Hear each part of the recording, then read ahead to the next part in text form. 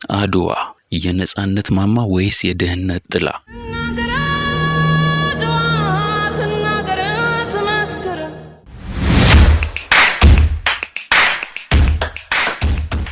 የጀግኖች አጥንትና የትውልድ ቁርሾ። የካቲት 23 ቀን የሰሜን ኢትዮጵያ ተራሮች በባሩድ ጭስ ተሸፍነው የጥቁር ሕዝብን የነጻነት ፋና ባበሩበት በዚያ ታሪካዊ ስፍራ ዛሬም የድል በዓል ይከበራል። አድዋ ዛሬ ናት፣ አድዋ ትላንት።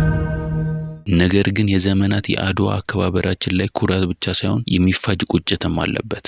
ነጭ ጋቢ ለብሰው በገንቦ ጸጉራቸው ላይ ሰንደቅ ዓላማን አስረው የመጡት አባቶች አይን ውስጥ የሚታየው የታሪክ ድል ሳይሆን ለዚህ ነበር የሞቱት የሚል መሪር ጥያቄ ነው።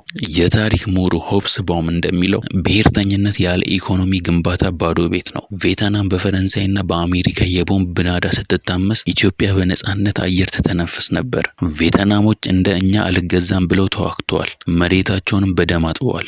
ልዩነቱ ግን እዚህ ላይ ነው። ቬትናም ከጦርነቱ ማግስት ዶም ሞይ የተሰኘ የኢኮኖሚ ተሃድሶ አውጃ ጠመንጃዋን አውርዳ ማረሻና ማሽን ጨበጠች።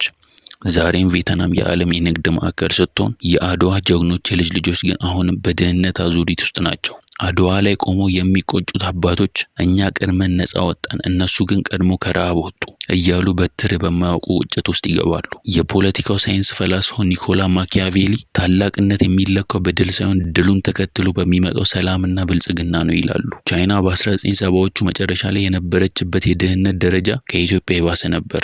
ነገር ግን ቻይና በአንድ ትውልድ ውስጥ 800 ሚሊዮን ሕዝቧን ከድህነት አወጣች። እኛ ግን በአድዋ ድል ማግስት የነበረንን የአንድነት መንፈስ በውስጥ ሹኩቻና በስልጣን ጥመኝነት አበላሸ ነው። ፈላስፋው ፍራንሲስ ፋኩያማ እንደሚለው ለሀገር እድገት ጠንካራ መንግስት፣ የህግ የበላይነትና ተጠያቂነት ያስፈልጋሉ። ኢትዮጵያ ግን ድሏን ወደ ተቋማዊ ግንባታ መለወጥ አቃታት። ቻይና ታሪኳን ለነገ መወርወር ያደረገችው፣ እኛ ግን ታሪካችን ላይ ተኝተን መጋጀትን መረጥን። ፍራንዝ ፋኖን ዘ ሪስት ኦፍ ዘ እርዝ በሚለው መጽሐፍ ላይ ነጻነት ማለት ባንዲራ መቀየር ብቻ ሳይሆን የሰው ልጅ አእምሮ ከባርነትና ከድህነት መላቀቅ እንደሆነ ያስጠነቅቃል።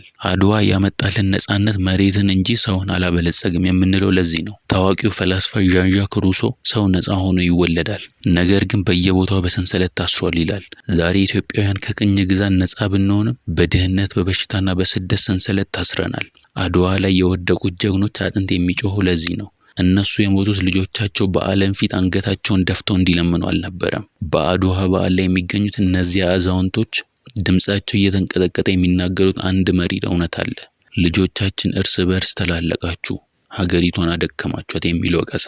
ፈላስፋው ቶማስ ሆብስ እንደሚለው ሰው ለሰው ተኩላ ነው የሚለው አባባል ዛሬም በኢትዮጵያ ምድር ነክሷል። አያቶቻችን ጣሊያንን ድል ያደረጉበትን መሳሪያ ዛሬ እኛ እርስ በርሳችን ለመጨራረስ እንጠቀምበታለን። ይህ ነው እንግዲህ ለጀግኖቻችን የምንሰጠው ክብር። ቻይናና ቬትናም ልዩነቶቻቸውን በብሔራዊ ዓላማ ስር ሲያቀልጡ፣ እኛ ግን ልዩነቶቻችንን መሳሪያ አድርገን ድህነታችንን አራዘምን። አድዋ ያልተበላ የድግስ ማዕድ ነው። አያቶቻችን ማዕዱን አዘጋጅተውልን አለፉ። እኛ ግን በጠረጴዛው ዙሪያ ስንጣላ ማዕዱ ተበላሸ።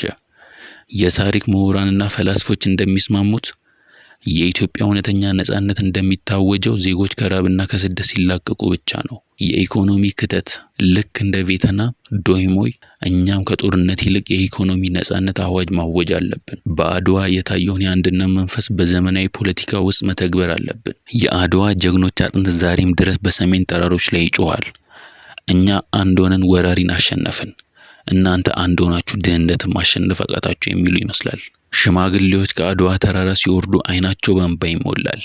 ያ እንባ የደስታ ብቻ ሳይሆን ሀገሬ መች ነው ከድህነት ነጻ የምትወጣው የሚል የናፍቆት እንባ ነው። ታሪክን ማክበር ያለብን በበዓል ድምቀት ብቻ ሳይሆን የታሪክ ስህተትን በማረም መሆን አለበት። ከአድዋ የተረከብነውን ነጻነት ወደ ዳቦ ሰላምና ብልጽግና መለወጥ ካልቻለን ድሉ ለኛ የታሪክ ሸክም ከመሆን አያልፍም።